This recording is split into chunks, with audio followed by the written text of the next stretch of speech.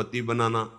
एक पिंगला नाम की बहुत सुंदरी युवती को वरण किया भर्तरी जी ने, और मन में विचारा कि आखिरकार भोगों में क्या सुख है, इसके लिए मुझे एकांत चाहिए। विक्रमादित्य से कहा, आप राज्य शासन को संभालिए जब तक हम अनुभव नहीं कर लेते। महल में किसी भी तरह की राज दरबार की बात लेकर कोई ना आवे, मुझे स्वतंत्र छोड़ दिया जाए। राजाज्ञा, संपूर्ण भोगों की बाहुल्यता महल में।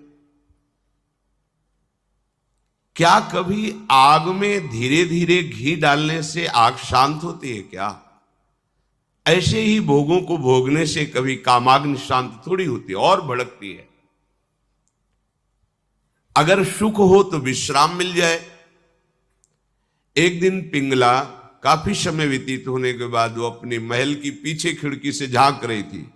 पीछे अश्वशाला थी, वहां घोड़ों की रक्षा सेवा कराने वाला अश्वपति अपने सेवकों के द्वारा घोड़ों की देख रेख, उनकी सेवा कराता था।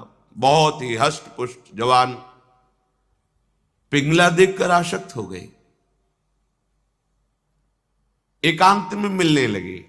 जब महाराज विश्राम को होते तो एकांत में मिलने लगे। गुप्तचरों के द्वारा यह बात जब विक्रमादित्य को पता चली तो बहुत अंदर से पीड़ित हुए कि क्या करूं, अगर मैं कुछ कहता हूं तो कहीं संशय न कर लिया जाए, अगर कहता नहीं हूं तो ये राजा के प्रति बहुत ही बड़ा विश्वासघात हो रहा है, और वो मेरे भ्राता हैं, मैं ऐसा सह नहीं सकता। एकांत में मिलने की प्रार्थना की। बहुत प्रवीण थी पिंगला, समझ गई। महाराज ने कहा, आज मेरा भाई मेरे से मिलना चाहता है, पता नहीं क्या समस्या है। उनका मुझे पता है, जाइए पहले आप पूछ कर आइए। राजा को आश्चर्य हुआ, मेरे तक बात नहीं पहुंची, इसको पता है। बहुत प्रवीण थी, पर विषयों में प्रवीणता कोई प्रवीणता नहीं कहलाती। प्रवीणता तो विषयों के त्याग की होनी चाहिए।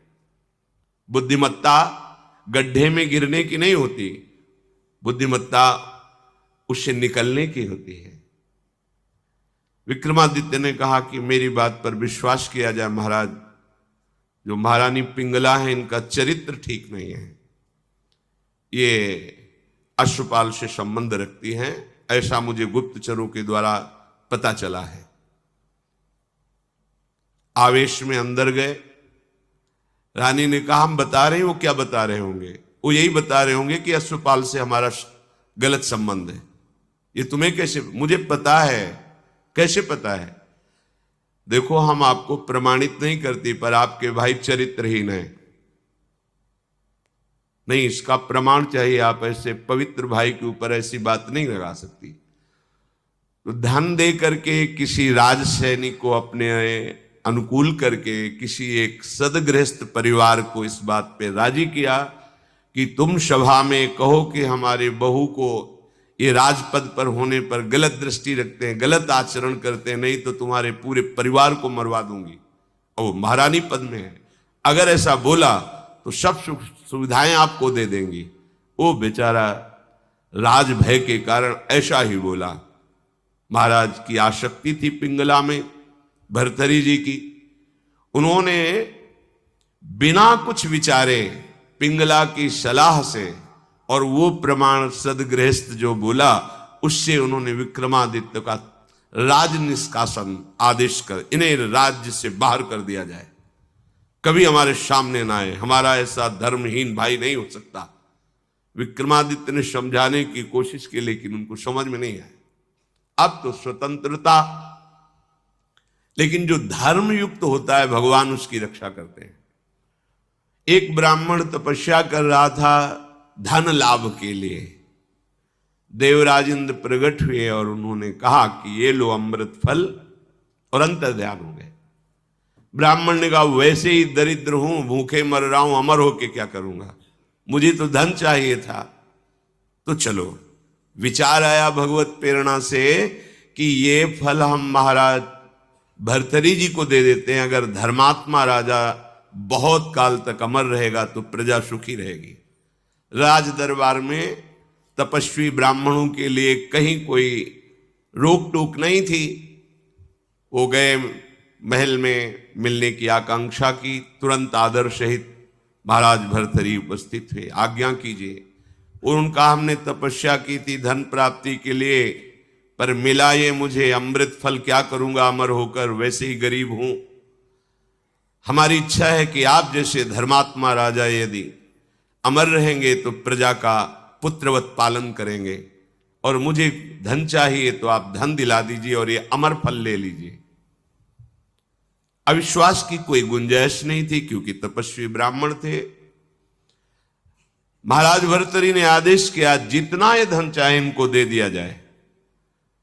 अमर फल लेकर एकांत में विचार किया कि मेरा संपूर्ण मन तो पिंगला में लगा हुआ है, मैं अमर होकर क्या करूंगा। यदि पिंगला अमर हो जाए तो जब तक जीवित रहूंगा ये हमारे साथ रहेगी।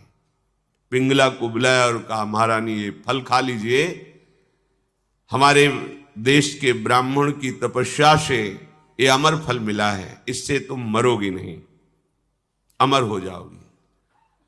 उनका आपको पता है कि अमर फल ऐसे नहीं पाया जाता, स्नान आदि करके, देवार्चन करके हम पा लेंगे, दे दीजिए। ले लिया। पिंगला ने विचार किया कि अगर मेरा मित्र अश्वपाल अमर हो जाए तो फिर हमारा मिलन होता रहेगा। एकांत में जब अश्वपाल मिला तो उसको अमर फल दे दिया कि तुम पालो इसे। उसने भी कहा हम पालेंगे, लेके चला गया। और उसकी परम आसक्ति थी महाराज के दरबार की नर्तकी वैश्या से। नवयुवती अत्यंत सुंदर। उसने उस वैश्या को बुलाया अश्वपाल ने और कहा कि अमर फल मुझे प्राप्त हुआ है, मैं अमर होके क्या करूंगा, मेरी आसक्ति तो तुम्हारे में है, तुम इसे पालो, अमर हो जाओगी, तो जब तक मैं जीवित रहूंगा तुम्हें देखता रहूंगा, तुमसे मिलता रहूंगा। वैश्या ने फल ले लिया।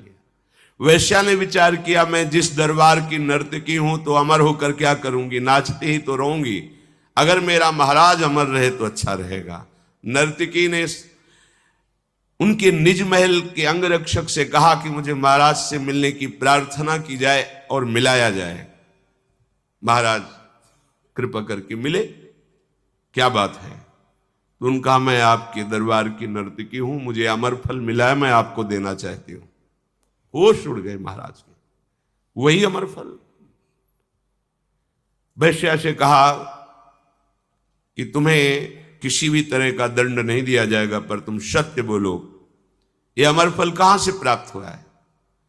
उनका, ये अमर फल मेरा एक मित्र है जो राज परिवार के घोड़ों की सेवा कराता है, अश्वपति,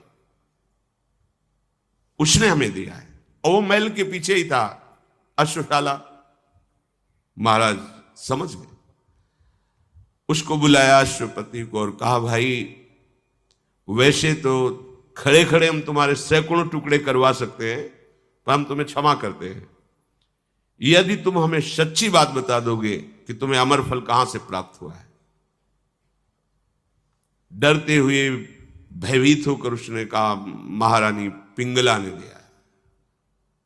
होश हो गए। ओहो, मुझ चक्रवर्ती सम्राट से ये तृप्त नहीं है, अश्वपाल से आसक्ति, अश्वपाल महारानी पिंगला से आसक्त नहीं है, वैश्या से। धिक्कार है इस काम को। सभा में कलम पधार रहे ऐसी घोषणा कर दी जाए, और गुप्तचरों को भेजा कि विक्रमादित्य जहां भी, किसी भी जंगल में कहीं भी खोज कर लाए जाए, हम उनसे क्षमा याचना करेंगे, वो मेरे भाई हैं, मेरे से गलती हो गई। गुप्तचरों को पहले से ही पता था कि वो कहां हैं। विक्रमादित्य को भी बुलाया गया सभा में। भर्तृहरि जी पहुंचे और कहा, पिंगला को उपस्थित किया जाए। राज आज्ञा, तुरंत पिंगला जी को उपस्थित किया गया। बोले, मेरे देश के ब्राह्मणों की तपस्या का फल संपूर्ण प्रजा और राज्यसभा देखे। मैं अपनी तलवार से रानी का गला काटूंगा, पर वो मरेगी नहीं, क्योंकि इसने अमृत फल खाया है। और तलवार खींचा, जे ही प्रहार करो, चीख पड़ी, नहीं महाराज रुकिए, क्यों, तुम्हें संशय है, अमृत फल मिथ्या नहीं हो सकता। उनका मैंने पाया नहीं। क्या किया? अश्वपाल को दे दिया, क्योंकि मेरी आसक्ति अश्वपाल से। कुछ न किसी से फिर नहीं बोले। राज मुकुट सिंहासन पर रखकर और कहा, विक्रमादित्य तुम इसका पालन करना, मैं ऐसे निकृष्ट संसार का आश्रय नहीं लूंगा। धिक्कार है, कैसा ये काम है जो मुझ चक्रवर्ती सम्राट से ये पिंगला तृप्ति का अनुभव नहीं कर पाई, विश्राम नहीं मान पाई। ये अश्वपाल से, अश्वपाल महारानी से नहीं, एक वैश्या से। धिक्कार इस काम की वृत्ति को, धिक्कार इस झूठे संसार के प्यार को। और घोर वैराग्य में जीवन व्यतीत किया और भगवान शंकर का साक्षात्कार करके ये वरदान मांगा कि कभी मुझे सम्मान से भिक्षा भी ना मिले, क्योंकि ये सम्मान ही संसार के राग को पुष्ट करता है। सतत निरंतर भगवान का भजन तभी हो सकता है जब भोगों में अरुचि हो जाए। हम भोगों को सत्य मान रहे हैं, मीठी मीठी बातें, छल कपट की बातें, अज्ञान की धरा में जहां सुख नहीं है, उन इंद्रियों में सुख का भाव, यही भजन नहीं होने देता। यही हमें बार बार जन्म मरण, दुख, क्लेश, अशांति प्रदान करता है। सच्ची मानिए, आप विश्वास कीजिए, आपको प्रभु बहुत प्यार करते हैं, तभी आप सत्संग सुन पा रहे हैं, तभी आप भाग करके आए हैं, आपको प्रभु लाए हैं। अतिशय कृपा राम की हुई, पांव दे यह मार्ग सोई। श्री धाम वृंदावन की तरफ कदम रखना, सत्संग की लालसा, संत दर्शन की लालसा, दुख निवृत्ति का भाव, ये केवल लाडली जी की कृपा, प्रभु की कृपा है आप पर। आप विश्वास कीजिए, केवल आपको इसी जन्म में भगवत प्राप्ति का अवसर मिला है, केवल इसी जन्म में। आप मत सोचिए कि आगे आपका भजन बन जाएगा। सत्य कहते हैं, आगे भजन का मार्ग कोई बोल नहीं सकता। देख लेना, ऐसा समय आएगा कि आप स्वतंत्र रूप से भगवत चर्चा नहीं कर सकते। भगवान कह रहे हैं,